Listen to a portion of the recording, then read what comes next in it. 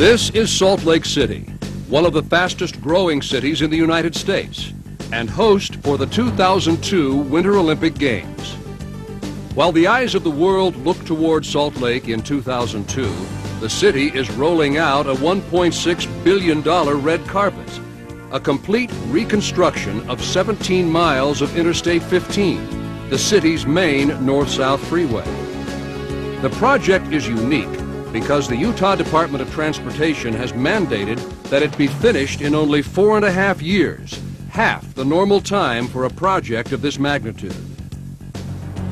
To meet this aggressive schedule, design engineers included in their plan the use of geofoam, expanded polystyrene blocks, in place of traditional fill material, the largest use of geofoam ever on a single project.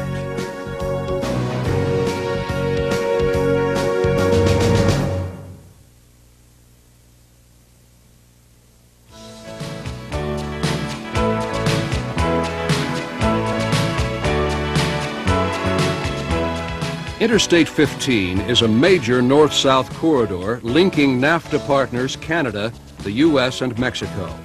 As a vital lifeline to the nation and typical of much of the nation's interstate system, age and increasing traffic have taken their toll. Originally, I-15 was built in the 60s, and it was designed to have about a 25-year life. So we're well into the 90s now. It's surpassed its useful life, and so it really was a matter of it needed to be done. The Department of Transportation was very forward-thinking in deciding that when it was redone, to widen it completely, to make it the most modern, up-to-date facility as possible, rather than just doing a little improvement here or a little improvement there.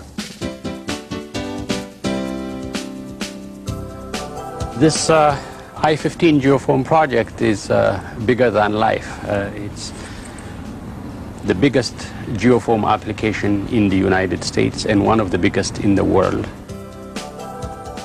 Geofoam offers a ready solution to two perpetual highway construction problems: time constraints and soft soil settlement.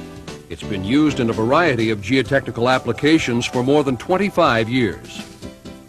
Expanded polystyrene geofoam blocks begin as a resin that contains a hydrocarbon blowing agent. Exposing the resin to steam softens the polymer, allowing the blowing agent to expand, creating a pre-puff, 40 times the size of the resin bead. The pre-puff is conditioned and poured into a mold, and under heat and pressure, the beads further expand and fuse to form a molded block of super lightweight material, a perfect substitute for soil in roadway construction. Geofoam is approximately 100 times lighter than soil.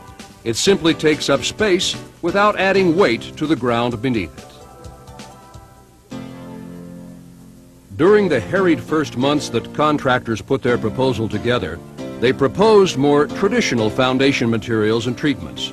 Geofoam was merely a footnote in the engineering strategy. It quickly became clear, however, that the preliminary foundation strategy would run into several problems, and a task force was formed to study the potential use of geofoam. And I think originally they probably heard the idea of using foam as fill material probably sounded pretty crazy to them. But as they continued to look into it and they saw that it was a fairly simple concept, that of just taking up space without adding weight, they started seeing the advantages of it right away. One of the advantages of using geofoam was the amount of time saved building embankments on the soft soils found in the north portion of the interstate near the Great Salt Lake. On the I-15 project, we're constructing a lot of the corridor on clays.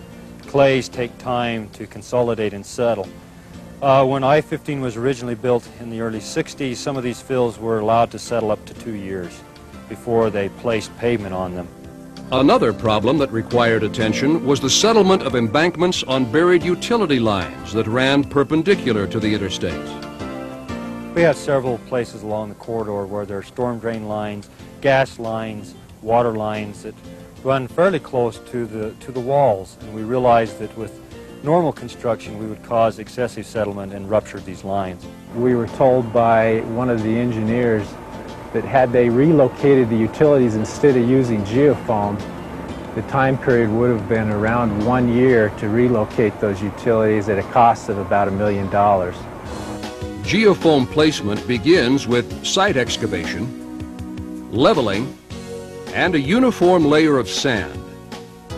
The blocks then are stacked in staggered layers to eliminate any voids. For smaller shapes and sizes, geofoam is easily cut on site with heated wires. The geofoam side slopes are covered with soil or lightweight aggregate. The final geofoam layers are topped with 6 inches of reinforced concrete load slab, 24 inches of traditional fill material, and finally the road surface, which consists of approximately 12 inches of asphalt pavement. Before construction crews finish the I-15 project, more than 1,000 diesel trucks will have delivered over 120,000 cubic meters of geofoam for use as lightweight fill material for the roadway and embankments. This is a project that has brought a lot of attention to geofoam, a lot of exposure. It's going to help a great deal in promoting the further application of geofoam in a variety of applications across the country.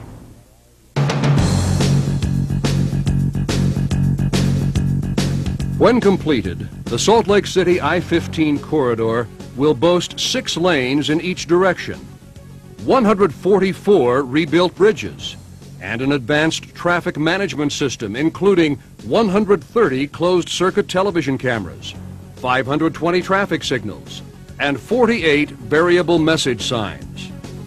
The new interstate will be in service well into the 21st century and create much interest in the use of geofoam throughout the transportation industry.